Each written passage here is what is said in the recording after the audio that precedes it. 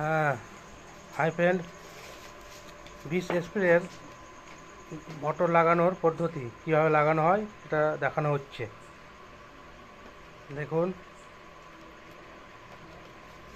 যে প্রথমে পাইপে ফিট করানো হলো।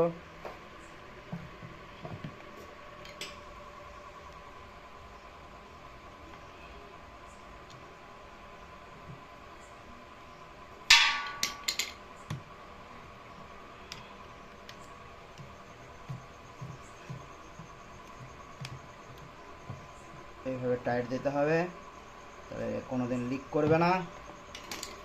তারপরে এই পদ্ধতিতে নিয়ে আসতে হবে মোটরটাকে এবারে কাছে করে। এখানে যে আপনার ট্যাঙ্কের ভিতরে যে পাইপটা আছে এখানে এইভাবে লাগাতে হবে। লাগিয়ে দুটো স্ক্রু আছে, সেই স্ক্রু দুটো আপনাকে এখানে লাগাতে হবে। পদ্ধতিতে লাগাবেন, তাহলে আপনার মোটরটাকে ধরে থাকবে। এইভাবে টাইট দেবেন, টাইট হয়ে যাবে।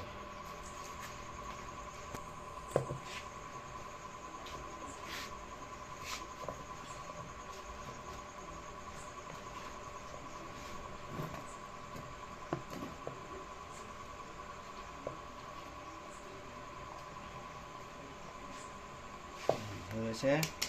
এবারে সবুজ তারে কানেকশান করবেন,